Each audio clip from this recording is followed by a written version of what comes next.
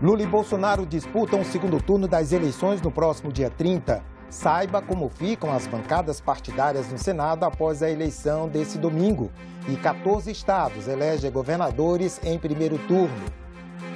Olá, hoje é segunda-feira, 3 de outubro. O Senado Notícias está no ar.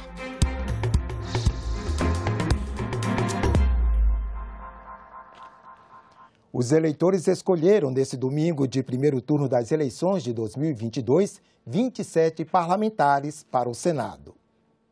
Nas eleições realizadas neste domingo, uma das escolhas dos eleitores foi para o Senado. Ao todo, foram 243 candidatos registrados para 27 cadeiras em disputa.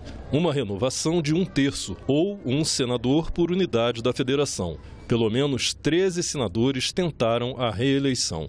De acordo com dados do TSE, esta é a disputa mais concorrida para o Senado nos últimos 30 anos. A média foi de 9 postulantes por vaga. Conheça agora o resultado para o Senado nas eleições gerais de 2022, começando pela região norte.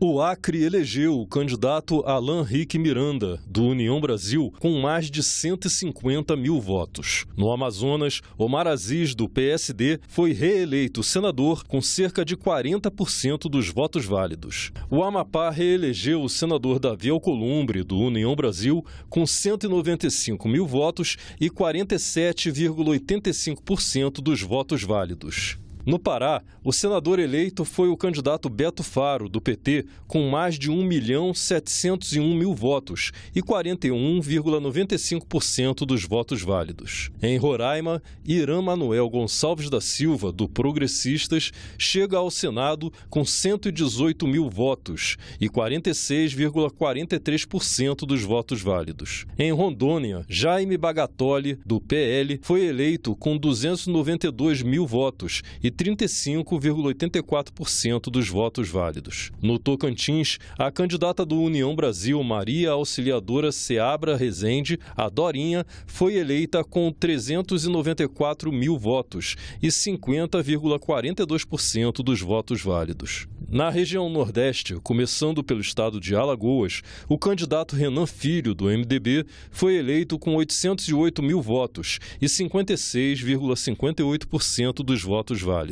Na Bahia, foi reeleito o senador Otto Alencar, do PSD, com 57,95% dos votos válidos e 3.983.000 votos. No Ceará, Camilo Sobreira de Santana, do PT, foi eleito com 3.283.000 votos e 69,47% dos votos válidos. No Maranhão, Flávio Dino, do PSB, chega ao Senado com 1.796.000 votos e 61% dos votos válidos. Pelo Rio Grande do Norte, Rogério Marinho, do PL, foi eleito senador com 705 mil votos e 41,86% dos votos válidos. Na Paraíba, o candidato Efraim de Araújo Moraes Filho, do União Brasil, conquistou 617 mil votos e foi eleito ao Senado com 30,81% dos votos válidos. Em Pernambuco, Maria Tereza Leitão de Mello, do PT,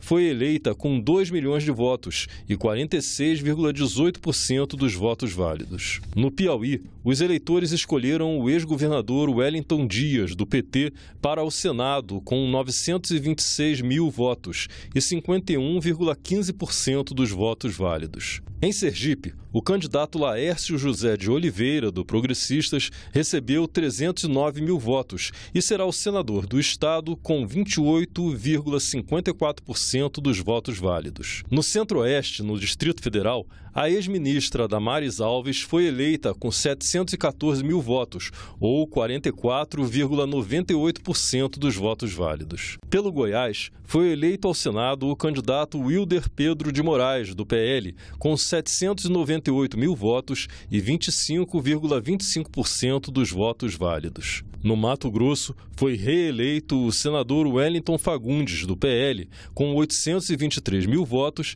e 63,52% dos votos válidos. Pelo Mato Grosso do Sul, a ex-ministra Tereza Cristina, do Progressistas, foi eleita com 829 mil votos e 60,86% dos votos válidos. No Sudeste, pelo Espírito Santo, o ex-senador Magno Malta, do PL, foi eleito e volta ao Senado com 821 mil votos e 41,95% dos votos válidos. Minas Gerais escolheu Cleiton Condijo de Azevedo, do PSC, com mais de 4 milhões de votos para representar o Estado no Senado e 41,62% dos votos válidos. O Estado do Rio de Janeiro reelegeu o senador Romário, do PL, com 2 milhões e 300 mil votos e 29,17% dos votos válidos. Por São Paulo, o ex-ministro Marcos César Pontes, do PL,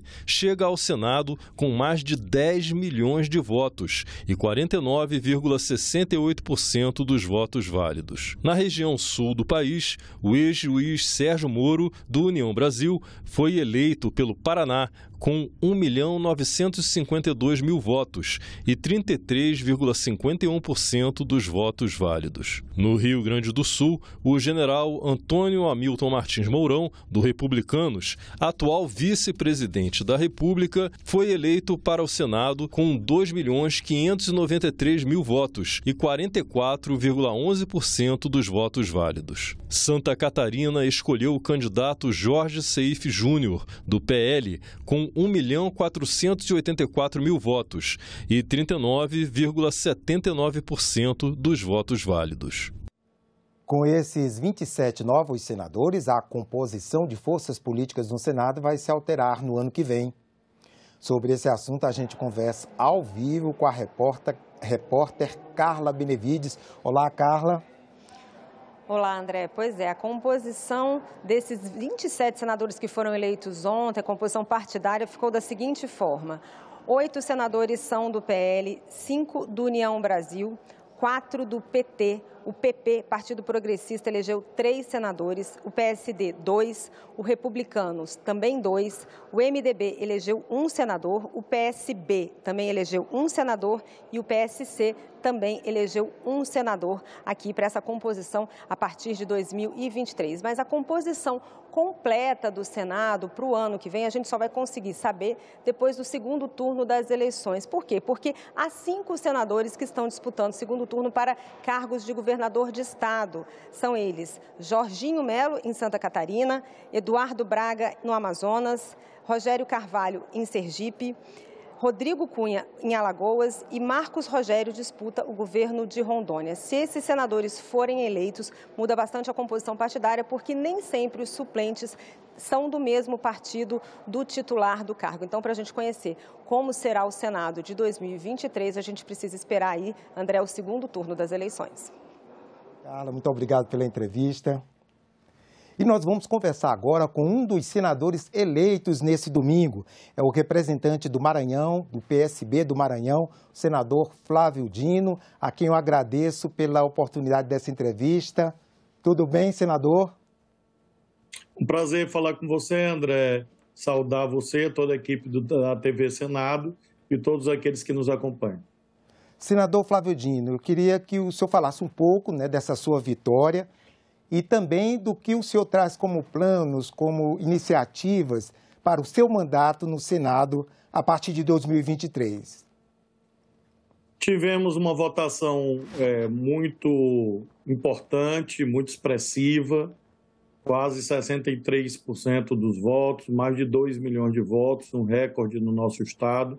Fiquei muito feliz, muito grato ao povo do Maranhão e, por isso mesmo, a primeira linha de atuação prioritária é exatamente servir ao meu estado, ajudando a trazer investimentos públicos para o nosso companheiro Carlos Brandão, que foi reeleito também em primeiro turno ao governo do estado, possa dar continuidade aos programas sociais, às políticas públicas que nós implementamos aqui quando exercia o governo do Maranhão. Em segundo lugar, ser um mediador para que o governo federal e as grandes empresas do nosso país olhem para o nosso estado, para o Maranhão. No que se refere à atuação legislativa, o primeiro projeto de lei, sem dúvida, é para acabar com qualquer tipo de desvio de recurso federal por intermédio do chamado orçamento secreto. Isto é uma imoralidade, uma indecência, Isso leva a desperdício de dinheiro público federal e leva também a processos criminais contra muita gente que está se apropriando indevidamente desse poder de emendamento ao orçamento. E também, claro, leis que possam ajudar o nosso país no que se refere à segurança pública, sistema de justiça, distribuição de renda, desenvolvimento regional. Fizemos, por exemplo, um vigoroso programa de segurança alimentar no Maranhão, que pretendo propor como projeto de lei para todo o país. Senador Flávio Dino, o senhor vem da experiência no governo do Maranhão por 2 mandatos e antes esteve também à frente da Embratur e também como deputado federal, representando também o Maranhão. Mas o senhor tem uma experiência também no judiciário e o senhor esteve à frente de uma entidade como a AJUF, né, a Associação dos Juízes Federais. E nesse tempo que se questiona muito o ativismo judicial, se critica muito, que espécie de contribuição o senhor pretende trazer, que iniciativa quanto a isso? Em primeiro lugar, como o senhor vê essa questão do ativismo judicial e o que pode ser feito, o que o senhor pretende fazer nesse campo? Eu creio que o Poder Judiciário tem acertado muito mais do que errado no Brasil.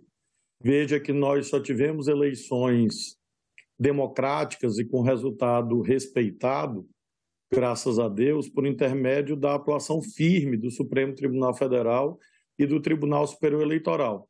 Então, eu não sou daqueles que veem o Poder Judiciário como um problema, eu vejo como uma solução.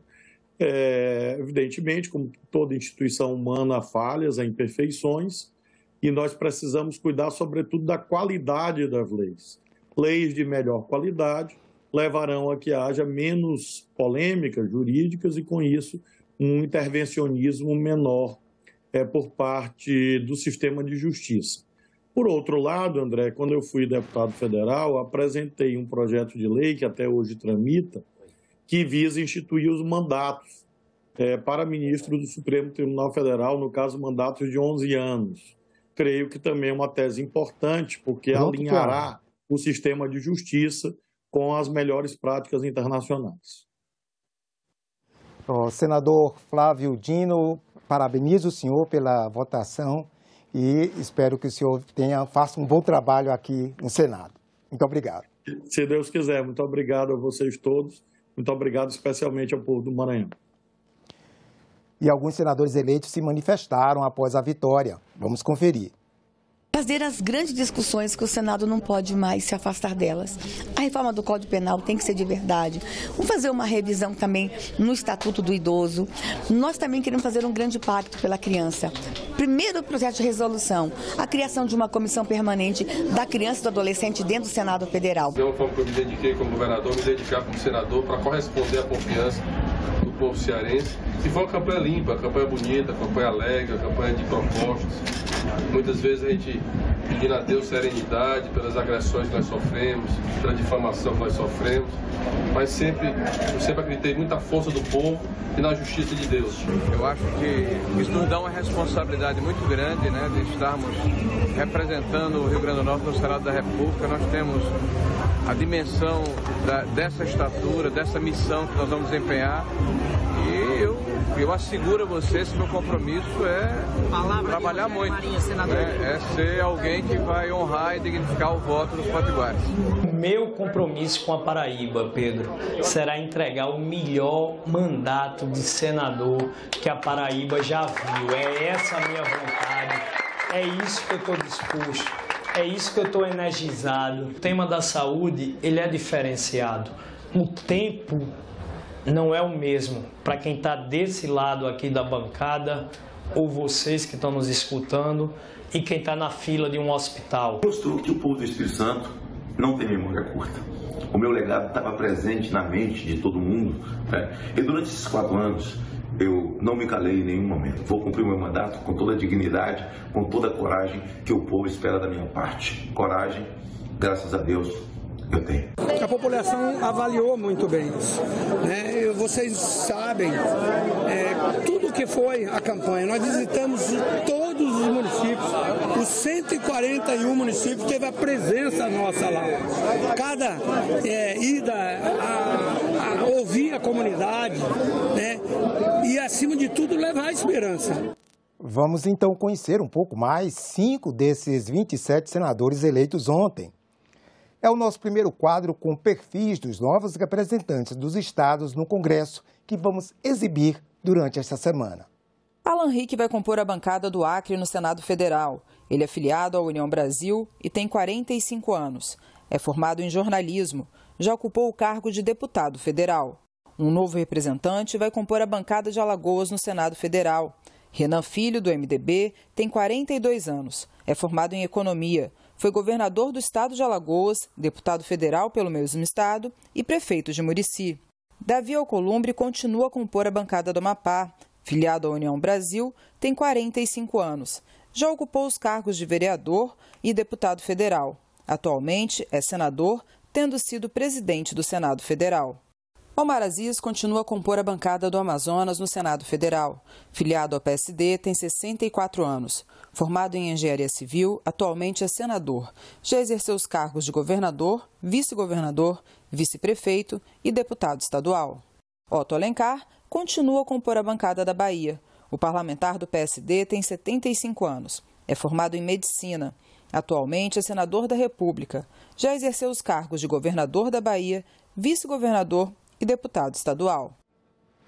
Luiz Inácio Lula da Silva e Jair Bolsonaro, ex e atual presidentes do Brasil, vão disputar o segundo turno das eleições no próximo dia 30. Veja os resultados da apuração da votação de ontem para presidente da República. O segundo turno ficou definido na noite de domingo, quando não havia mais possibilidade matemática de um candidato ter a maioria dos votos válidos. O TSE já totalizou a apuração de 99,99% das sessões eleitorais. O ex-presidente Lula chegou à frente, com 48,43% dos votos, e o presidente Bolsonaro em segundo, com 43,20%. Os candidatos se pronunciaram após a divulgação de que haverá segundo turno. Eu acho que é uma chance que o povo brasileiro me dá. É uma segunda chance. Lula, aquele debate não valeu muito, porque aquele debate, sabe, tinha gente estranha.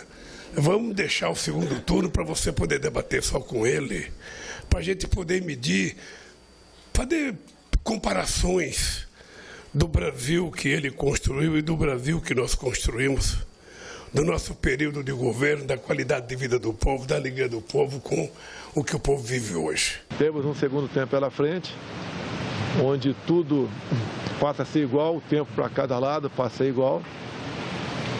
E nós vamos agora mostrar melhor para a população brasileira, em especial a classe mais afetada, que é consequência da política do fica em casa, a economia a gente vê depois, é consequência de uma guerra lá fora, de uma crise ideológica também.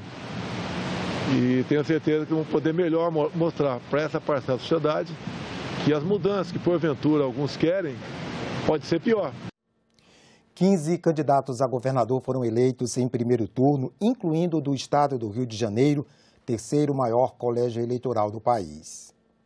No Acre, Gladson Cameli, do Progressistas, foi reeleito. No Amapá, Clécio, do Solidariedade e ex-prefeito de Macapá, levou no primeiro turno. Também no primeiro turno, Eumano de Freitas, do PT, saiu vitorioso no Ceará.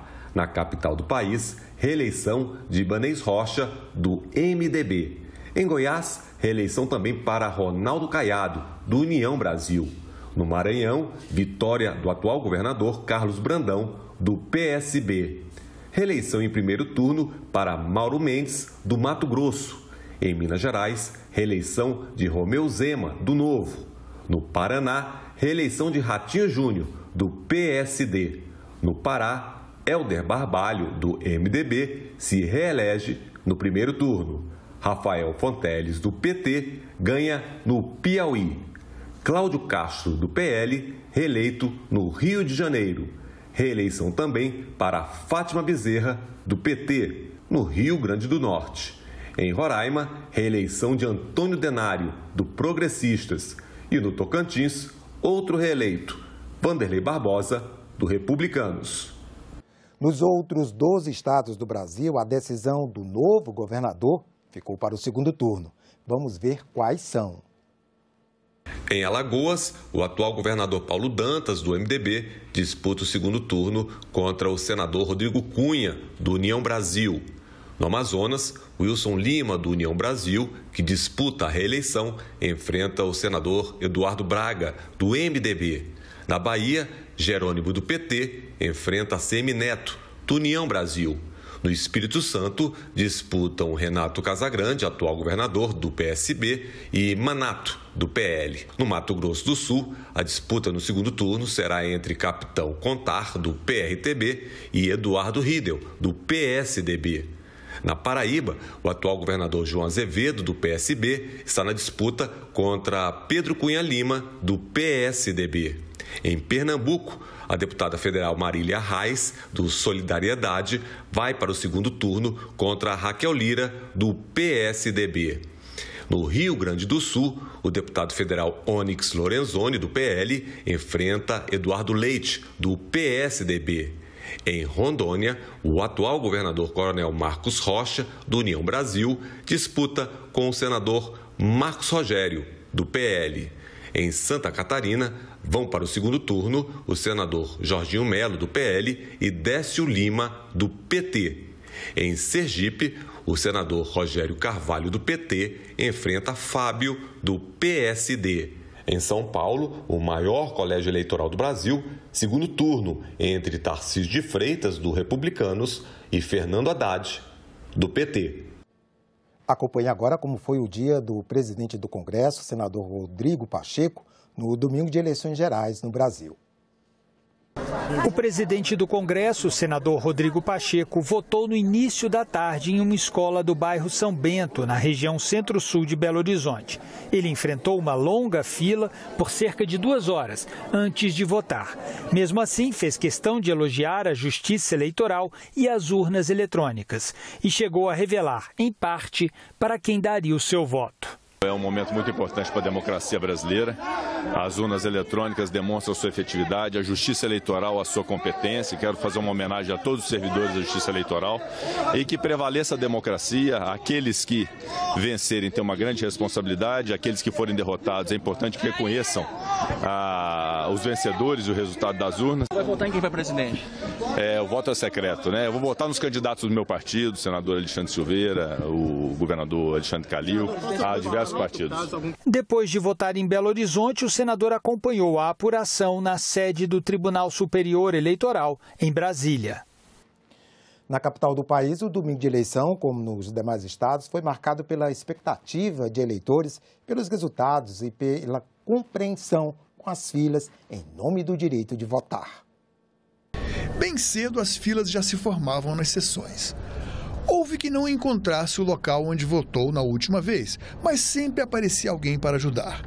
Nesta escola da Asa Norte de Brasília, um público bem variado esperava com paciência a hora de mostrar a identificação e depois de deixar o celular com os mesários e partir para a urna com gosto de cidadania.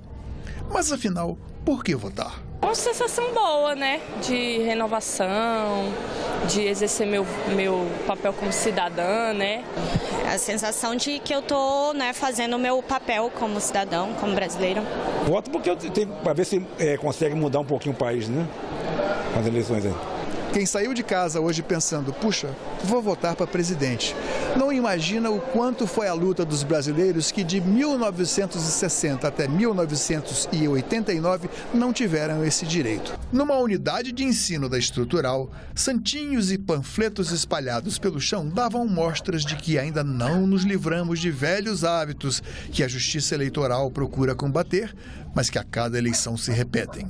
O que fazer? Em algumas zonas eleitorais, o número de votantes por sessões parecia ultrapassar a capacidade dos mesários atender a todos com rapidez. Nada, porém, que abalasse a determinação de quem fazia questão de contribuir para a democracia. Eu vou votar para presidente hoje. Qual a sensação que dá? De cumprir com um dever que é meu, que eu quero o melhor para o Brasil. Tem que pleitear o que a gente interessa, né? para melhorar, né? Tentar melhorar, né? Não, eu vou votando porque eu quero exercer a minha cidadania. Entendeu? Faço questão de estar aqui hoje. Dia de votar para presidente. A grande maioria dos 150 milhões de eleitores jovens não lembra nem poderia lembrar quanto custou conquistar esse direito. É por isso que hoje, na festa da democracia, nós vemos tanta gente sorrindo, tanta gente cumprindo com a sua obrigação cívica. Agora, chegou a minha vez. Durante todo domingo, alguns relatos de confusão foram registrados em cidades brasileiras e no exterior. Em Goiânia, um eleitor foi preso depois de quebrar a urna eletrônica a pauladas. Segundo a Polícia Militar, ele foi levado para a Polícia Federal e aparenta ter problemas psicológicos. A tela e os botões foram quebrados, mas a mídia que registra os votos não foi atingida. A urna foi substituída e os dados já registrados recuperados. 2 policiais foram baleados enquanto faziam a segurança da votação numa escola em São Paulo. Os atiradores fugiram e 2 suspeitos foram presos horas depois. Os policiais estão em estado grave. O policiamento foi reforçado na escola com a chegada da Polícia Federal. Em Salvador, um homem foi preso depois de fazer ofensas racistas à mesária, que chamou de negra incompetente. Testemunhas afirmaram que ele estava irritado com a demora na fila e disse que se fosse negro, gay ou índio, já teria conseguido votar. Em Genebra, na Suíça, eleitores de Bolsonaro e Lula se desentenderam durante a votação. A polícia local foi chamada para intervir e evitar um confronto físico. E em Lisboa, a Polícia Federal flagrou um homem tentando votar 2 vezes. Ele foi autuado e vai responder por crime eleitoral. Ele alegou que entendeu de forma errada os comandos e votou de novo, quando a urna já estava liberada para o eleitor seguinte. A pena pode chegar a 3 anos de prisão. A Polícia Federal informou que a urna foi inviabilizada e a votação continuou com cédulas impressas. Em Brasília, eleitores se concentraram em frente ao Congresso. No fim do dia, um grupo de cerca de 150 pessoas, segundo a Polícia Militar, se reuniu no gramado da esplanada dos ministérios. As polícias do Senado e da Câmara se posicionaram e bloquearam o acesso ao Congresso para evitar qualquer tentativa de invasão. Uma barreira de policiais ficou no acesso à rampa. Todo o gramado do Congresso foi isolado. Até cães foram usados no esquema de segurança.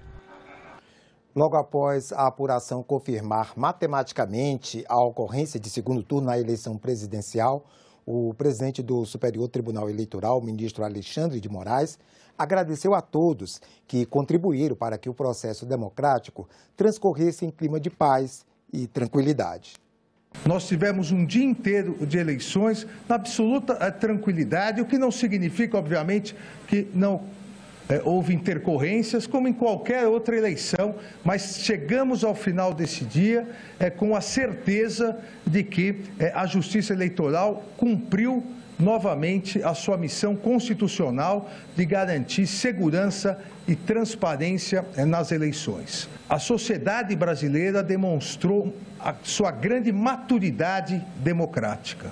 As eleitoras e os eleitores se dirigiram às sessões eleitorais, votaram, escolheram os seus candidatos em absoluta paz e absoluta segurança. Agradeço todos aqueles que, de uma forma ou outra, participaram dessa grande festa da democracia. Nós ficamos por aqui. Você pode rever as reportagens desta edição na nossa página na internet senado.leg.br/TV. Obrigado pela companhia e continue sintonizado aqui na TV Senado.